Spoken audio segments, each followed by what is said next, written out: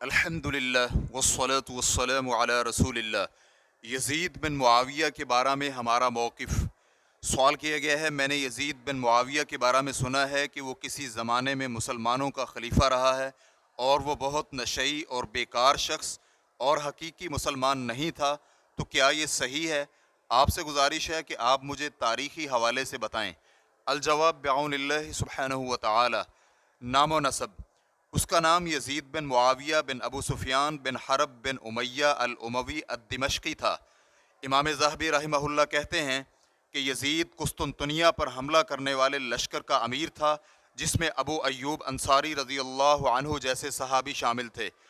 उसके वालिद अमीर मुआविया रज़ियल्लाहु अन्हु ने उसे वली अहद बनाया और अपने वालिद की वफ़ात के बाद 30 बरस की उम्र में रजब 60 हिजरी में उसने ज़माम इक़्तिदार अपने हाथ में ली और तकरीबन 40 बरस से कम हुकूमत की। और यज़ीद ऐसे लोगों में से है जिन्हें ना तो हम बुरा कहते हैं और ना ही उससे मोहब्बत करते हैं। इस तरह के कई एक खलीफा उमवी और अब्बासी दौर में पाए गए हैं और इसी तरह इर्द गिर्द के बादशाह भी, बल्कि कुछ तो ऐसे भी थे जो यज़ीद से भी बदतर थे। उसकी शान व शौकत बढ़ने की वजह यह बनी कि यह नबी अलैहिस्सलातु वस्सलाम की वफ़ात से 49 बरस बाद हुक्मरान बना, जो कि अहद करीब है और सहाबा इकराम मौजूद थे।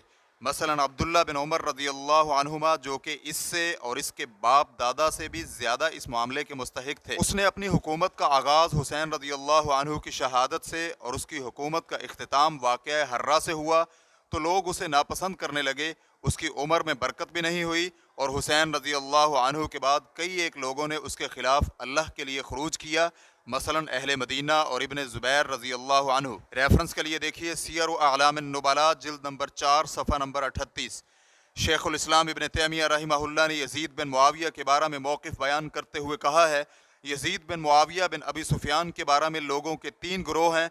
एक तो हद से बड़ा हुआ है और दूसरा बिल्कुल ही नीचे गिरा हुआ है और एक गिरोह दरमियान में है। जो इफ़रात व तफरीत से काम लेने वाले 2 गिरोह हैं, उनमें से एक तो कहता है कि यज़ीद बिन मुआविया काफिर और मुनाफिक है। उसने नवासा रसूल रज़ियल्लाहु अन्हु को कत्ल करके अपने बड़ों उतबा, शैबा और वलीद बिन उतबा वगैरह, जिन्हें जंग बदर में अली बिन अबी तालिब और दूसरे सहाबा ने कत्ल किया था, उनका इंतकाम और बदला लिया है। तो इस तरह की बातें और ये कौल राफ़ज़ियों और शिया की हैं, जो कि अबू बकर, उमर, उस्मान रज़ियल्लाहु अन्हुम को काफिर कहते हैं, तो उनके यहाँ यज़ीद को काफिर करार देना तो इससे भी ज़्यादा आसान काम है। और इसके मुकाबला में एक दूसरा गिरोह ये ख्याल करता है कि वो एक नेक और साले शख्स और आदिल हुक्मरान था और वो उन सहाबा इकराम में से था जो नबी अलैहिस्सलातु वस्सलाम के दौर में पैदा हुए और उसे अपने हाथों में उठाया और नबी अलैहिस्सलातु वस्सलाम ने उसके लिए बरकत की दुआ फरमाई।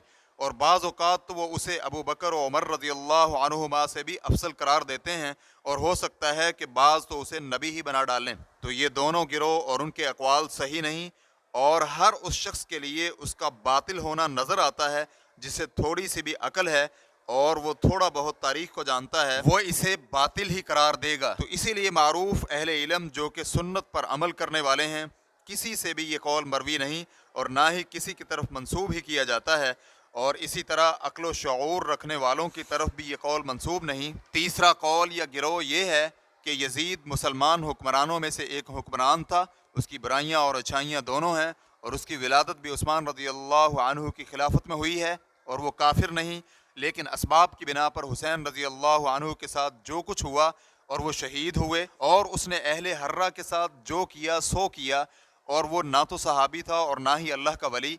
ये कौल ही आम अहले इल्म व अक़ल और अहले सुन्नत वल जमात का है। लोग 3 फ़िरक़ों में बट गए हैं।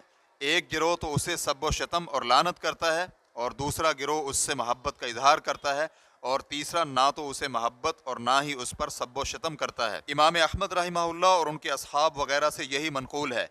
इमाम अहमद इब्न हम्बल रहमहुल्लाह के बेटे सालेह बिन अहमद कहते हैं कि मैंने अपने वालिद से कहा कि कुछ लोग तो ये कहते हैं कि हम यज़ीद से मोहब्बत करते हैं, तो उन्होंने जवाब दिया कि ए बेटे, क्या यज़ीद किसी से भी जो अल्लाह और यौम आखिरत पर ईमान लाया हो मोहब्बत करता है? तो मैंने कहा तो फिर आप उस पर लानत क्यों नहीं करते?